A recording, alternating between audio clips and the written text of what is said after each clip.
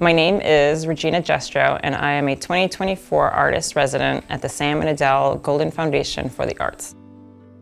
Things that inspire and influence my work are quilt history and American quilt history, how different people use quilts in different ways. Very much connected with women's rights and political protests, and then just how people survived, how people memorialized other things that were going on in history.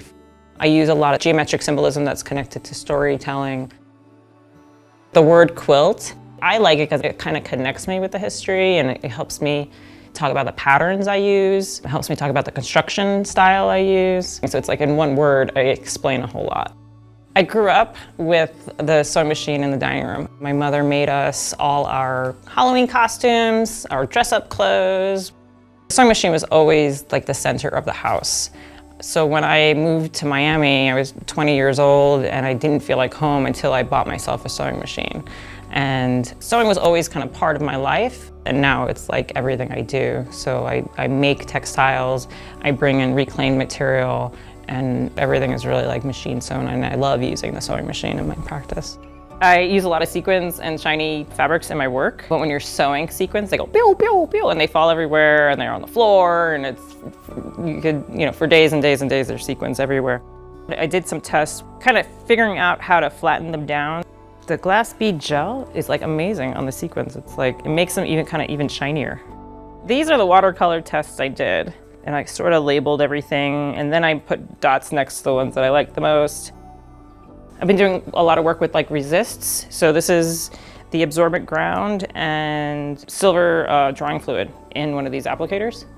So I could draw like really narrow lines on here. And then after it dries, I apply all the color over top of it.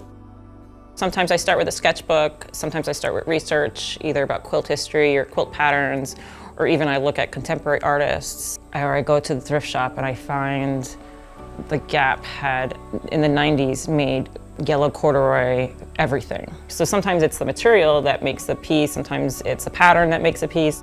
The acrylics and the dyes are like way different. So what dyes do is they embed themselves into the cellular structure of the textile, and the acrylics kind of grab onto the cells.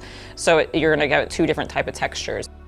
I am getting the color separation or splitting with the acrylics, but with the dyes, it's so much more of a surprise every single time. I like that better with the dyes. During the watercolor session with Kathy, she talked about densities and how colors split. I found that in the sepia kind of early on, but I didn't realize why. She showed us like different densities, different granulation. When you put granule and non-granule together, different things happen and different pigments kind of bounce off of each other when it's drying. So I made all these washes with either 2 or 3 different colors just to see how they would work. I think ultramarine blue is like super heavy, so it falls right down. The red kind of moves a lot. I've gained so much while here. I have not touched acrylic paint in like 5 or 6 years, because during the pandemic, I really got deep into textiles and sewing and trying to perfect the materials I use. Acrylics have become the next step.